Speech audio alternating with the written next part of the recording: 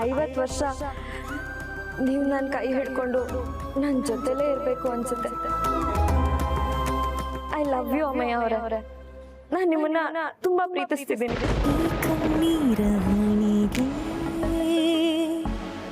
ನನ್ನಿಂದ ಬೀಳ್ಕೊಡುಗೆ ನಾ ಸಾಕಿದ ಮುನಿಸು. ಅಮೇಯನ್ನ ಲವ್ ಮಾಡ್ತಾ ಇದ್ದೀನಿ, ಅವ್ರ ಜೊತೆ ನನ್ನ ಮದುವೆ ಮಾಡಿಸಿ ಅಂತ ಒಂದ್ಸರಿ ಹೇಳ್ಬೋದು. ನೀವು ಎಂಥ ಪರಿಸ್ಥಿತಿಲಿದ್ದೀರೋ ನಾನು ಹಾಗೆ ಅಲ್ವಾ ಅಮ್ಮಯ್ಯ ಅವರೇ? ವೈರುಧ್ಯದಿ ಕಲಿತಿರುಗಿವೆ ಬರಹ ವಿಧಿ ಬರಹ ಏರು ಪೇರು ಬರೆದನು ತರಹ ತರ ತರಹ ದಿಕ್ಕಾಪಾಲು ಆದೆನು ಸಿಗಲಿಲ್ಲೋದರೆ ನೀನು ಕಣ್ಣೊಳಗೆ ನೀರಾಗುವೆ ಬಚ್ಚಿಟ್ಟ ನನ್ನ ಕನಸಿಗೆ ಕಣ್ಣು ಮುಸಿಯ ಬಳಿಯುವೆ.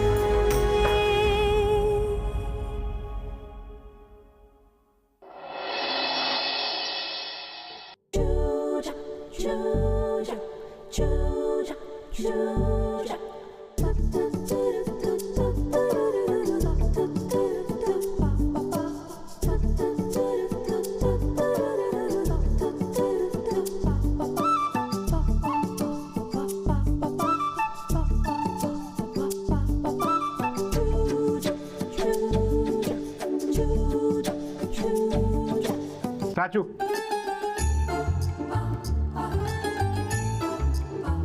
ವಾವ್, ಏನು ಟೈಮಿಂಗ್ ಈ ಸ್ಟ್ಯಾಚು ಆಗಿದೆ ಶ್ರಾವಣಿ. ಆ ಸ್ಮೈಲ್ ನೋಡ್ತಾ ಇದ್ರೆ ಈ ಹೃದಯ ಎಲ್ಲೋ ಕಳೆದೋದಂಗೆ ಆಗ್ತಾ ಇದೆ. ಇವತ್ತು ನನ್ನ ಗತಿ ನೀನೇ ಕಾಪಾಡ್ಬೇಕು ದೇವ್ರೆ.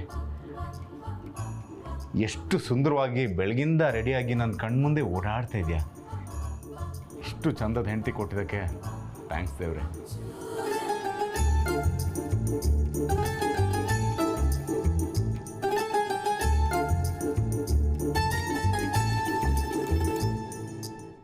ಏನು ಮಿಸ್ಸಸ್ ಅಭಿ, ಮನಸ್ಸಲ್ಲೇ ಮಾತಾಡ್ಕೊಳ್ತಾ ಇದ್ದಾಗಿದೆ. You are right. ಈ ಲಾರ್ಡ್ ಅಭಿಮನ್ಯು ಯಾವ್ದನ್ನ ಇಟ್ಕೊಳ್ಳಲ್ಲ, ಎಲ್ಲ ಬಡ್ಡಿ ಸಮೇತ ವಾಪಸ್ ಕೊಡ್ತಾನೆ.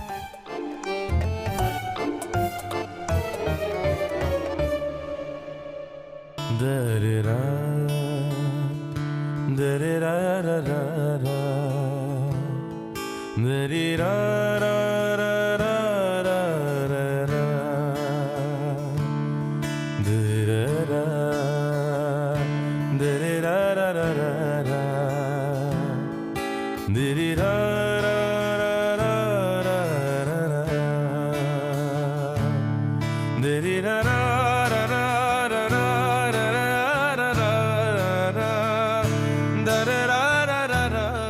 ಆಹಾ, ದಂತದ ಬೊಂಬೆ ಥರ ಕಾಣಿಸ್ತೀಯ.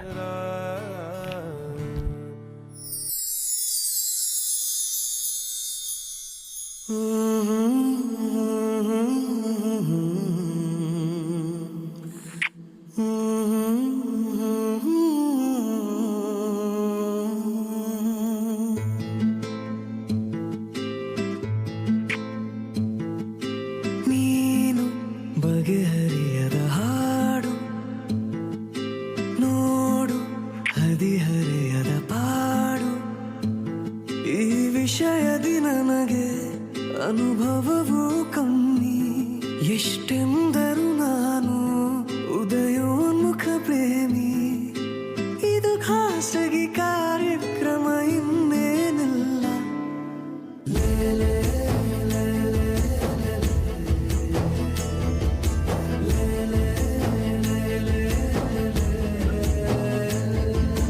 ನೀನು ಬಗೆಹರಿಯದ ಹಾಡು.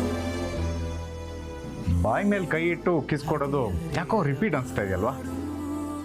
ಏನೋ ಹೊಸದಾಗಿ ಟ್ರೈ ಮಾಡಬೇಕು. ಇವತ್ತು ಚೇಂಜ್ ಅವರಿಗೆ ಒಂದು ಸ್ಟೆಪ್ ಮುಂದೆ ಹೋಗ್ಬೇಡ.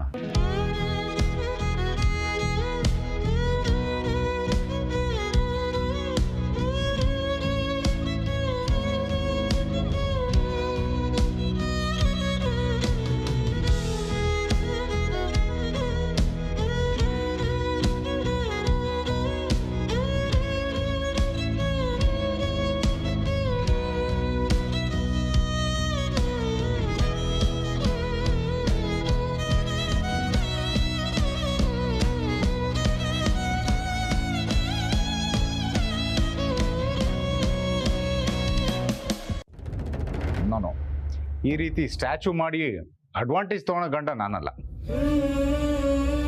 ನಮ್ಮ ಫಸ್ಟ್ ಕಿಸ್ ಅದು ಸ್ಪೆಷಲ್ ಆಗಿರ್ಬೇಕು. ಅದಕ್ಕೋಸ್ಕರ ಎಷ್ಟು ದಿನ ಬೇಕಾದರೂ ಕಾಯ್ತೀನಿ. ಏನ್ ಗೊತ್ತಾ, ನೀನು ಹೀಗೆ ನನ್ನ ಕಣ್ಮುಂದೆ ಖುಷಿ ಖುಷಿಯಾಗಿ ಓಡಾಡ್ತಾ ಇರಬೇಕು. ಅದು ನೋಡ್ತಾ ಇದ್ರೆ ನನ್ನ ಹ್ಯಾಪಿನೆಸ್ ಡಬಲ್ ಆಗುತ್ತೆ. You know what, you my happiness, you my world, you my life.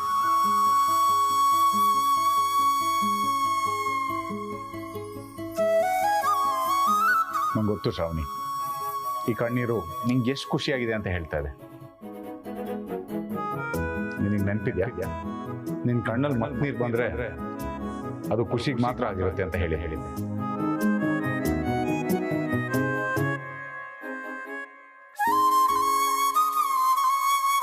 ಇವತ್ತು ಆ ಖುಷಿನ ನಾನು ನಿನ್ನಲ್ಲಿ ಕಾಣ್ತಾ ಇದ್ದೀನಿ.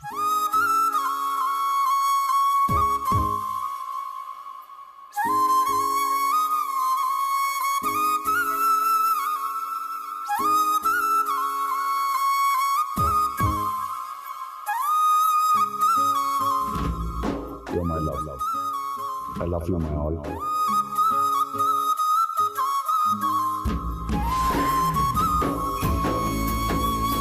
ಹಾಂ, ಶ್ರಾವಣಿ ಅಕ್ಕ,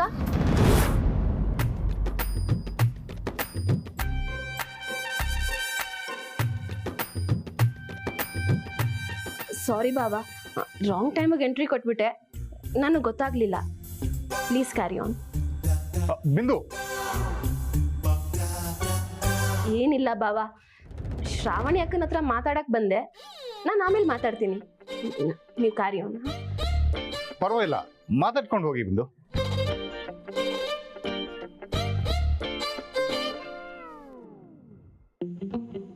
ರಿಲೀಸ್.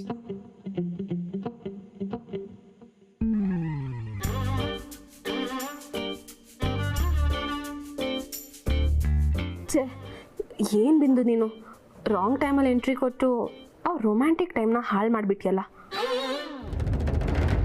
ಬಾ ಬಿಂದು. ಸಾರಿ ಅಕ್ಕ, ರಾಂಗ್ ಟೈಮಿಗೆ ಎಂಟ್ರಿ ಕೊಟ್ಟು ನಿಮಗೆ ಡಿಸ್ಟರ್ಬ್ ಮಾಡಿದೆ ಅನಿಸುತ್ತೆ, ಏನೂ ತಪ್ಪು ತಿಳ್ಕೊಬೇಡಿ. ಇಟ್ಸ್ ಓಕೆ ಬಿಂದು. ಅಭಿಯವ್ರು ಸ್ವಲ್ಪ ಹಾಗೇನೆ.